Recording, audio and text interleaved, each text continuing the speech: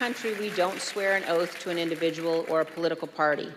We take our oath to defend the United States Constitution. I say this to my Republican colleagues who are defending the indefensible. There will come a day when Donald Trump is gone, but your dishonor will remain. I didn't know I had so much in common with. So, yeah, I know it's shocking. I really wanted you to come and talk about what you've done and why, because I'm always interested in what makes somebody see something and go, oh my God, I gotta tell everybody. What happens when a top Republican turns on Trump? Total meltdown. Liz Cheney just dropped another bomb on Trump, revealing he was glued to Fox News while his supporters smashed windows at the Capitol. The guy who claimed he'd run into a school shooting is apparently too busy with the remote control when actual violence breaks out. Trump's response has been exactly what you'd expect, like a toddler who had his toy taken away. Without Twitter, he's reduced to sending angry press releases that nobody reads. Meanwhile, Cheney's out here calmly destroying his reputation piece by piece. It's political theater at its finest, and we've got all the juicy details. Before we move on, I'd like to ask you a small favor. If you appreciate this content, please take a second to like this video and subscribe to the channel. Over 98% of you watch the videos without subscribing. It costs you nothing, but it makes a huge difference to us. So, did you click the subscribe button? Great. Thank you so much. Now, back to the video. Remember when Liz Cheney was basically Republican royalty? Well, now she's treating Trump like gum stuck to her shoe. It's the political breakup nobody saw coming, except everyone who was paying attention. Cheney wasn't just any Republican, she was the third-ranking member in the House. That's like being the bronze medalist at the GOP Olympics, except the prize is power instead of a shiny medal. Before her dramatic fall from MAGA grace, she was right there in the inner circle, nodding along to Trump's greatest hits and voting for his policies like it was her job. Well, I think it hurts Kamala a lot, actually. Look, she's a deranged person, but the reason she couldn't stand me is that, I mean, if it were up to her, we'd be in 50 different countries. She's a radical war hawk, but she's a stupid person. And I'd have meetings with a lot of people, and she always wanted to go to war with people. You know, when the guns are trained on her face. You know, they're all war hawks when they're sitting in Washington in a nice building saying, oh, gee, let's send 10,000 troops right into the mouth of the enemy.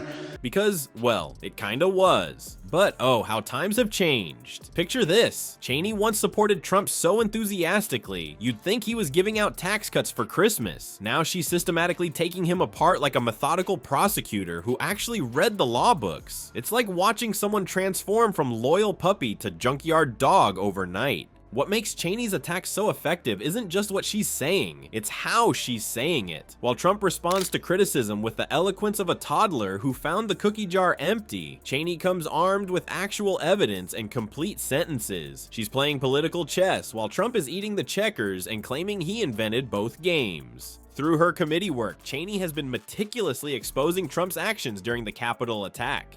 And boy, does she have receipts. The crown jewel of her revelations? Trump allegedly sat watching television for more than 3 hours while his supporters turned the Capitol into their personal playground. Is it weird for you to see Liz Cheney, that'd be Dick Cheney's repulsive little daughter, running against you with Kamala Harris? She always wanted to go to war with people. I don't want to go to war. She wanted to stay in Syria. I took them out. She wanted to stay in Iraq. I took them out. Let's put her with a rifle standing there with 9 barrels shooting at her, okay? Let's see how she feels about it. 3 hours. You can watch the entire first Lord of the Rings movie in that time.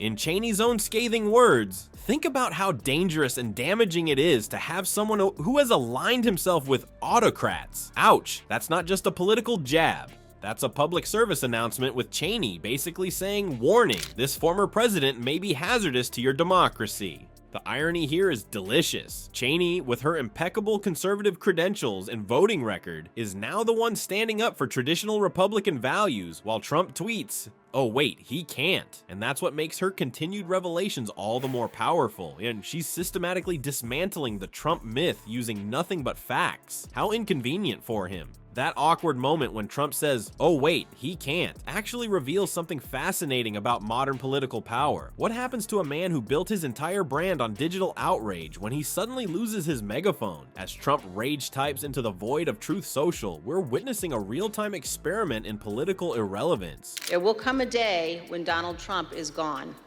but your dishonor will remain. Oh my God.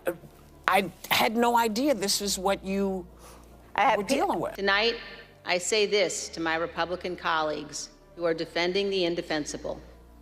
For example, to have a president who was unwilling to enforce the rulings of the courts. Yes. Who's just simply said, you know what, if I don't agree with the courts, I'm just going to ignore those rulings.